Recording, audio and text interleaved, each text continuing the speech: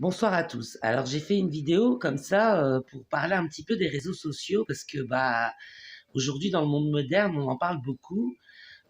Beaucoup de gens sont connectés aux réseaux sociaux. D'ailleurs nous sommes sur un réseau social, nous sommes sur YouTube et vas-y pour les Facebook, les Instagram, les Twitter, les Snapchat et tout ça pour faire tourner des informations qui vont plus vite que le temps qu'elle prendrait si il n'y avait pas tous ces réseaux sociaux pour arriver à un interlocuteur ou enfin, un destinataire.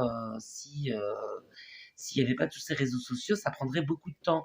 Avant, il y avait les journaux, après, il y a eu la télé, radio et tout ça, la radio, la télé, et ensuite, on a eu Internet, et c'est là qu'on commence à se développer les réseaux sociaux. Donc, l'information va beaucoup plus vite. Et donc, du coup, j'aimerais que les gens prennent conscience d'une chose. Éviter, par exemple, sur les réseaux sociaux, de chercher une morale.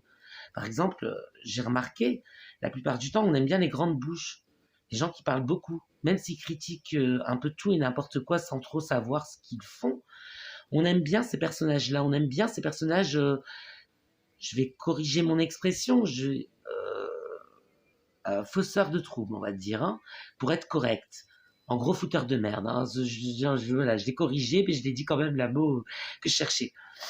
On aime bien ces personnages-là, parce qu'ils ont une grande bouche, et donc du coup, ils font beaucoup de bruit.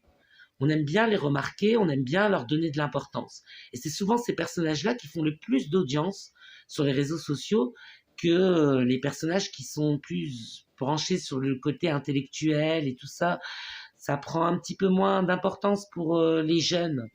Les jeunes, ils aiment bien qu'on leur mette de l'ambiance, qui est une ambiance qui est du clash. Voilà, c'est le mot, du clash.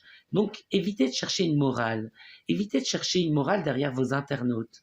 Vos internautes, même s'ils réagissent, ils vous aiment, ils ont toujours envie de dire des choses qui vont mettre de l'ambiance, des choses qui vont vous faire retourner sur votre table et, vous faire réagir. Enfin, des choses qui font que les réseaux sociaux marchent toujours.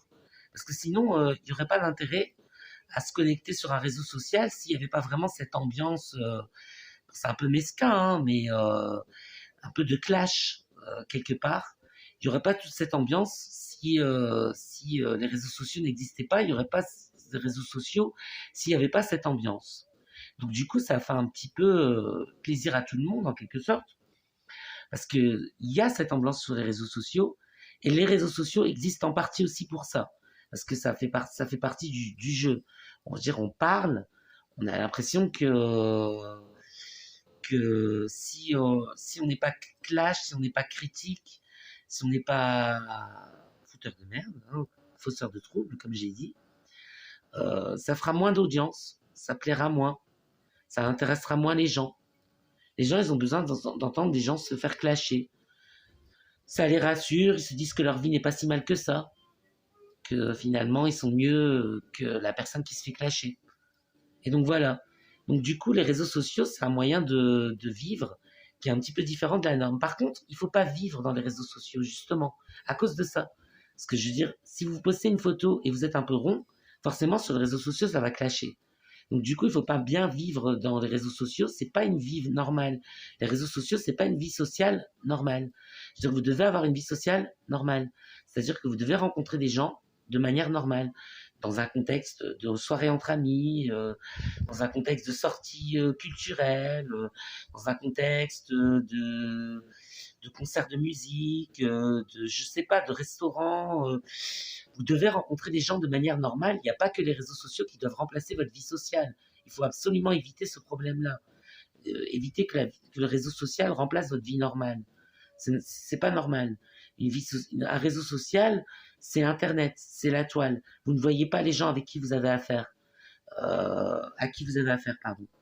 Vous ne voyez pas les gens à qui vous avez affaire. C'est un mode de vie qui est là que pour squatter sur Internet, mais c'est pas là pour remplacer votre vie sociale qui serait là si vous aviez une vie normale.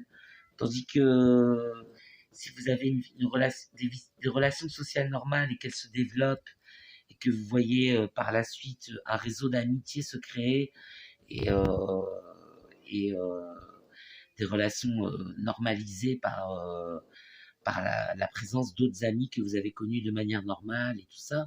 Donc du coup, là, dans ce cas-là, les réseaux sociaux sont un plus. Ça veut dire que c'est en plus de votre vie sociale normale que vous vous connectez sur les réseaux sociaux. Là, ça devient intéressant parce que c'est un plus. C'est quelque chose de plus.